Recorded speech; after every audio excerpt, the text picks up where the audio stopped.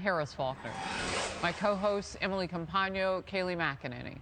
Also with us, Leslie Marshall and Jason Chaffetz. You're watching Outnumbered. Ukraine just put up quite a fight on the outskirts of Kyiv as it blew up a fleet of Russian tanks, which forced the remaining ones to turn back. This as international outrage is growing over Russia's deadly bombing of a children's hospital in Mariupol. And we're getting new details about that brutal attack, more images, more of this. We now can confirm 3 people died, including a 6-year-old child. Many more have been killed in that city during Russia's relentless bombing. They're putting the estimate well above 1,200.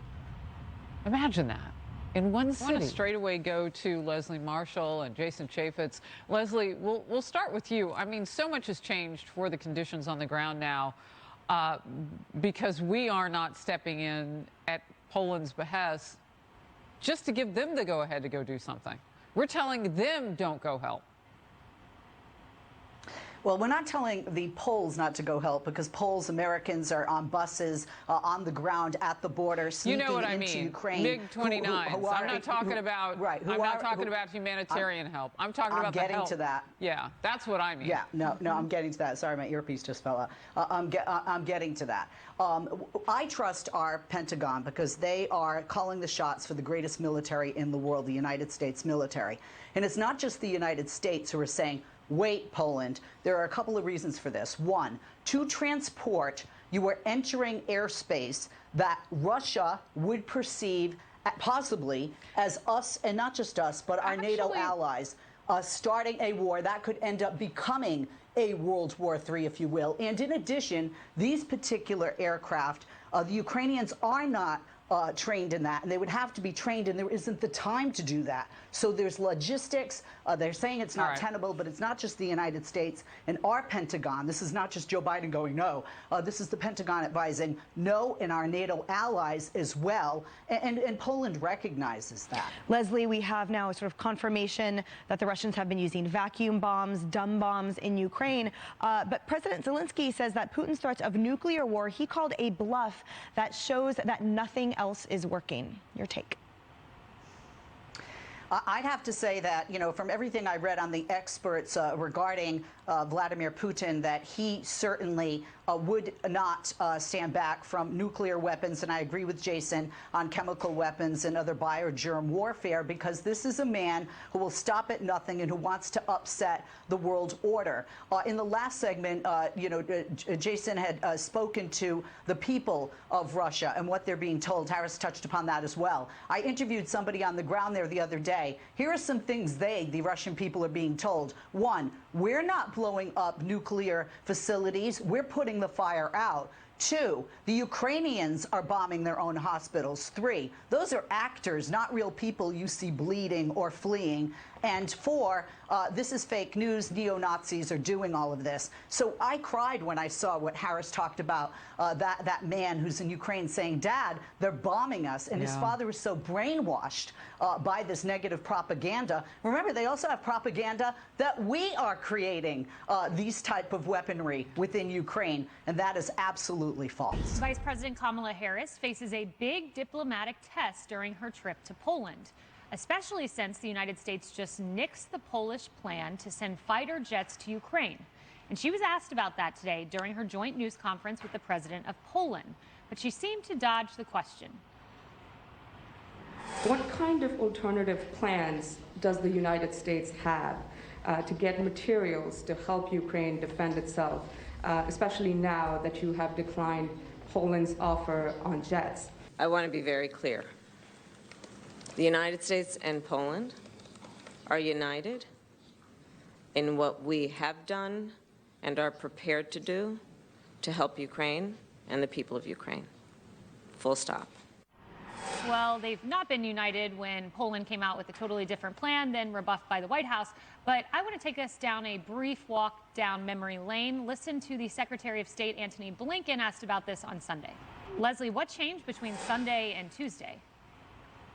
I think the Pentagon made a phone call, quite frankly, and our NATO allies, because remember, the United States is not the only one who said we do not want to transport into that airspace, because Putin, Russia, and quite frankly, that would give Putin, if you think about it, some of the ammo to his false rhetoric and to his negative and lies propaganda that he's telling his people, and he's telling these very 18-year-olds and younger that are going into Ukraine. It would justify these lies, and this could be very, very dangerous when you look at, again, not tenable because of the way it would be transported into the airspace. And then again, Ukraine's Air Force is very strong right now. The Air Force has not been hit as badly as other segments of their military.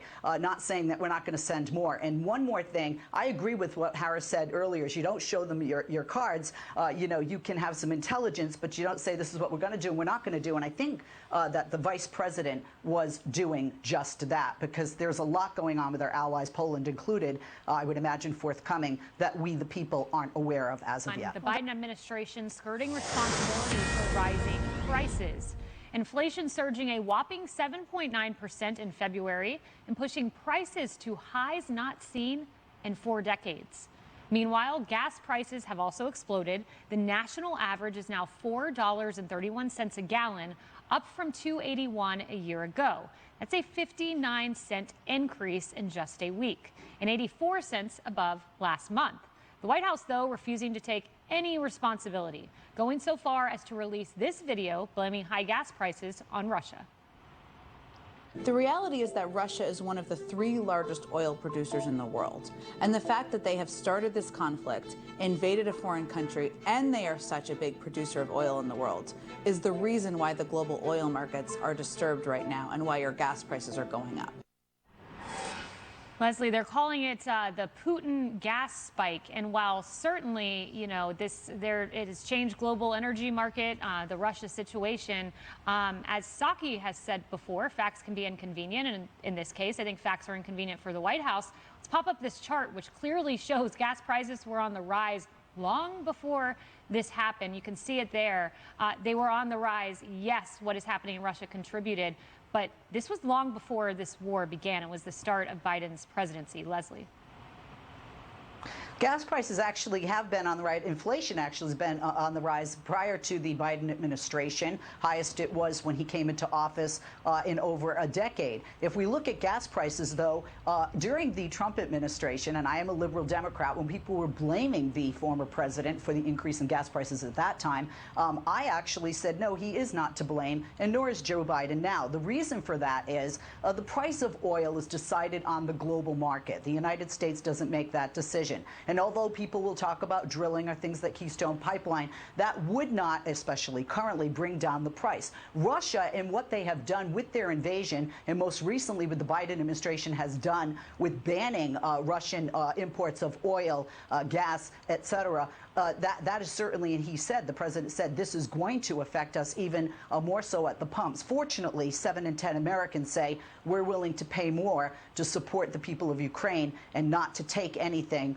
from Vladimir Putin and from Russia when it comes to fossil fuels. So that's one thing. The other thing is we do have to look at, we are the largest producer of oil in the world, but we are also one of the largest consumers of our. We're also one of the largest consumers of oil in the world.